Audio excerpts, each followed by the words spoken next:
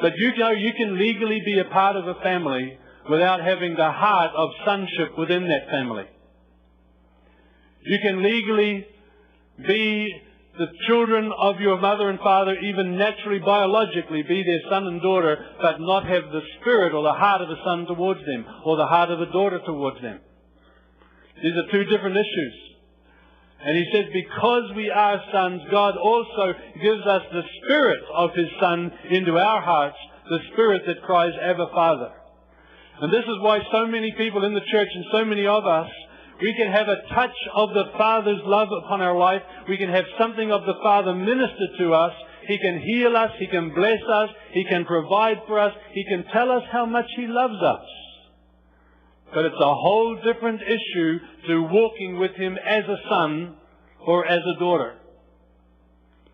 He is looking in this Christian church, He is looking for people who are able to open their hearts as sons and daughters, to know Him as a Father and walk and live with Him as a Father, so that from deep inside our hearts, not from our theology, from deep inside of our hearts and a relationship with Him, we would say, Abba, Father, Father, you really are my Father. You really are. And I really am your son. Well, I didn't have the spirit of a son. I understood that the Lord was saying to me, if you want to be a man of God, you've got to be somebody's son. So James, whose son are you? That's what He really meant. I understood it very, very clearly. James, whose son are you? If you want to be a man of God, well, all my men of God are somebody's son. It's a part of the issue. See, in times past, God spoke to the world through prophets, but now He speaks to us through a son. If we're to really be like Jesus, firstly, we have to be sons in our hearts. It's not just a matter of knowing what He wants done. It's not just a matter of knowing the Word of God or knowing how to move in the power of the Spirit or being able to appropriate the Word of God and stand on it and believe it to make it happen that God will do what He's promised. He will do those things, but that's not finally what He's after. What He's after is that we stand in relationship with Him as sons and daughters. We like to put it that way. That we stand with Him in relationship as our Father. That's the most predominant thing that He wants. Sometimes when people are talking about walking with the Lord and they're a ministry kind of situation, believing God for things, it sounds to me sometimes like the prodigal son saying to the father, give me my inheritance. Mine, give it to me. Give me the gifts. Give me prophecy. There it is. You promised it to me. You got it. It's a gift that's in there. Now give it to me. And sometimes like the prodigal son, I think, that wanted to have all of the goods of the Father, but he wanted to use them out of relationship with the Father.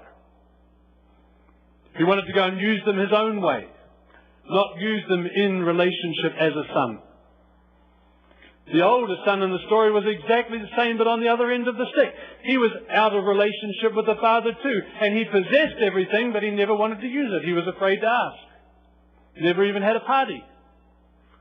He was out of relationship with the Father. In fact, I think the older son that stayed at home was further from the Father than the prodigal son who went into a far country. Because the prodigal that went away, he always called him my father. I'm going to go back to my father. The older son never called him father.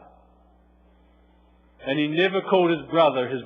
He said, this son of yours, not my brother. This son of yours.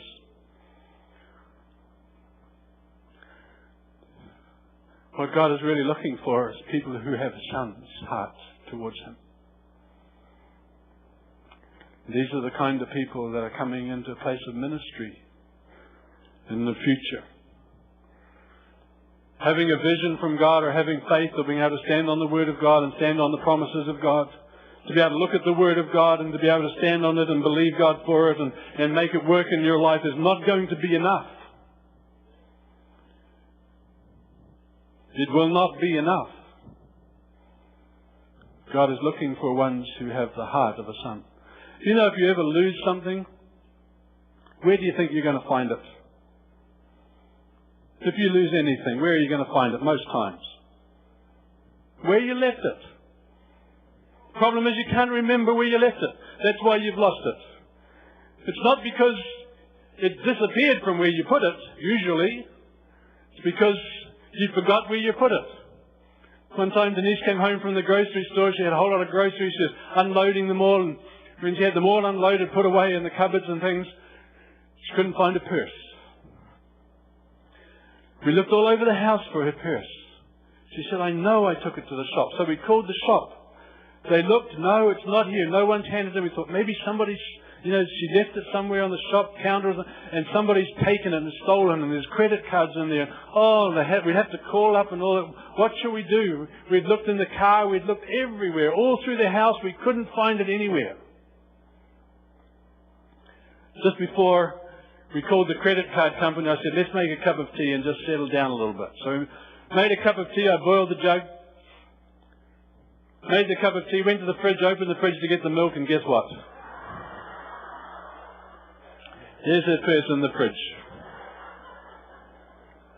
She put it there. Just busy putting everything away, put this there, that there, and put the purse in the fridge and put it next to the milk and all. If you lose something, it's always where you left it, or 9 times out of 10. I had lost the spirit of a son. What God was really saying to me was, I want to be your father. I want to be a father to you. But if you can't be a son in your heart, if you can't be a son in your heart, then it's kind of like a brick wall between us, because I can only relate to a son. You see, you cannot relate to God the Father as anything other than Father, because that's what He is. He can only relate to us as a father. If we want to be like a brother to Him, it's not going to work. If you want to relate to God as a father, if you want to relate, I should say, to God the Father as a competitor, that's not going to work.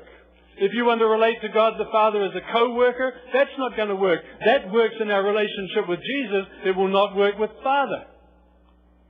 There's only one person that Father, any Father, can really relate to with the deepest intimacy, and that is a son, His Son.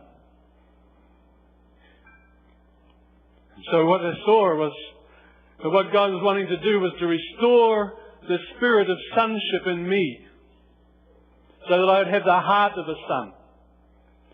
And when I had the heart of a son, then He would be able to become a father to me. Not just be a father, but be my father. Not just be a father in the position, but be a father in relationship.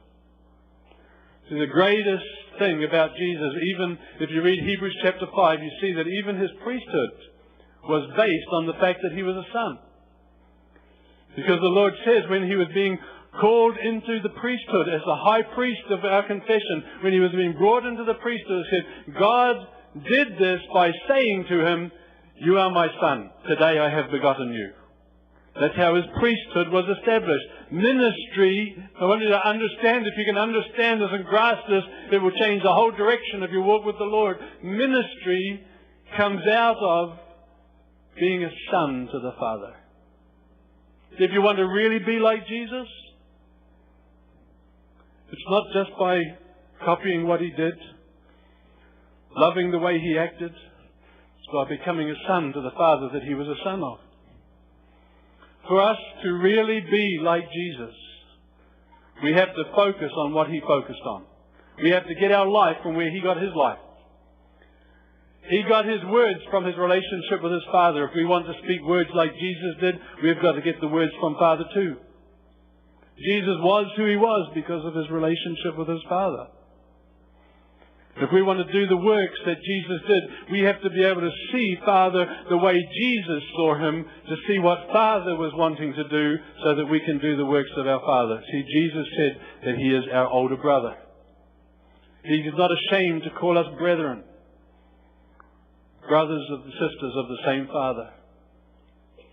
And so He was wanting to restore in my heart the spirit of sonship, but I'd lost it in relationship with my dad. I'd rejected him as being a father to me. When I rejected his fathering of me in the same action without really understanding it, I also abandoned or destroyed the heart of a son in my own life. I understood what he was saying to me when he asked me that question, James, whose son are you? He was saying, James, if you really want to be a man of God, you've got to be somebody's son. So whose son are you? And I realized that from a young age I'd cut my father out of my heart. I asked the Lord's forgiveness for it, but over a period of time, I began to remember all of the things that I'd done to my dad in demonstration of rejecting him as a father. So one day I decided I was going to write him a letter. We were living in Indiana in the United States. My mum and dad were living in New Zealand, of course. I sat down and wrote a letter, but the only way that I could really contemplate seriously writing this letter was if I just imagined that I was not going to send it. Because I thought if I'm going to send it, I just didn't have the courage to write it. So I sat down over a few days, I wrote this letter to him, several copies that I threw away, and I wrote this letter to him, asking him to forgive me for not having been a son to him. See, the most wonderful thing, though, that really occurred in it all was the moment when I dropped that letter into the letterbox. Something changed in my heart. I became a son again. I had lost that. When I became a son again, my heart became the heart of a son. It was just a very short time later that I was sitting in a seat just like you are, and Jack Winder knelt down beside me and put his arms around me like a father would put his arms around his son. And he held me and he prayed that simple prayer that I said to you last night. Father, he said, I pray that you would make my arms to be your arms around this young man. You'd bring his heart home into your love. Wrap your love around his spirit. Heavenly Father, I pray that you would be a father to him now for the rest of his life. And because I had received and had restored the heart of a son, found it again, I was able to come to walk with God as a father. A few years ago, a friend of mine that lives in this area was at a camp with us. Ed was there. And we're at this camp, and while we're driving up there, some of the guys in the van said to me, James, what's been the biggest change in your life since you came to know God as a father? I said, the biggest change that there's been in my life since then is in my prayers. Now my prayers are different. I said, the most precious words of prayer that I have now, well, I was always scared to tell people what they were, because I thought if I told people what the most precious words of prayer I have are, they might stop being precious to me. So I didn't tell anybody for a long, long time, but then I discovered it doesn't matter.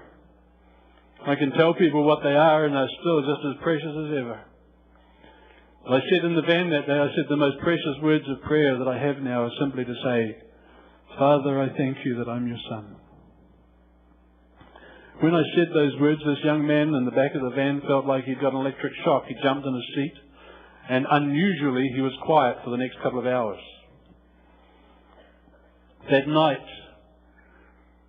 prayed for him. God would put his arms around him and become a father to him.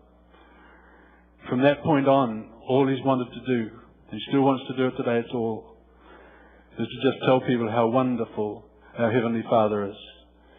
He wrote it down like a letter from God, and he put it on the internet, the Father's love letter. And his telling, simple letter of the Father's love has touched literally millions of people's lives around the world.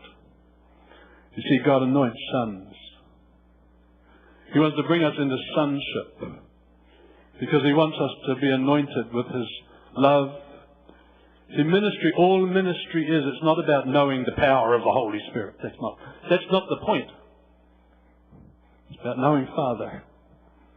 And when we know our Father and can hear his heart and know what he wants to say, because we know him, we're able to speak out of his heart. We're able to share his love. We're able to walk more like Jesus walked than ever before. You see, the whole issue is that God is our Father, and he wants to bring many sons into glory. But before we can be sons to him, we've got to be sons to our earthly fathers. We have to have the heart of sonship restored to us. And I believe that this is something that God is so important to the Lord, because He doesn't want our experience of this whole Father's love revelation to just be an experience. He wants it to become a relationship where we know Him and walk with Him as our Father. It's not another teaching. It's not learning how to have a ministry of power where God the Father touches people with His love. It's about walking in that love and being His Son. Doesn't mean we're going to be perfect. We'll still make mistakes from time to time, I'm sure. I've certainly made mine. Worst ones than probably most of you have ever made. But He's my Father. And His love for us is there to bring us into His arms again and again and again. Father, I ask that You just give to us wisdom now as we sit here before You, of how we can have restored in our hearts the spirit of sonship. When we think of our mothers and fathers, it can cause us to be really afraid to ever go to them and ask forgiveness for not having been a son or a daughter to them. Some of us still haven't really been able to forgive them from our hearts for things that they were not able to do for us, or that they chose not to do. Things that they chose to do that they shouldn't have done. Father, I ask You to give us Your grace to be able to forgive them from our hearts. But that You'd restore to us the spirit of sonship, Father, so that we can know You as our Father and not just be touched by You from time to time.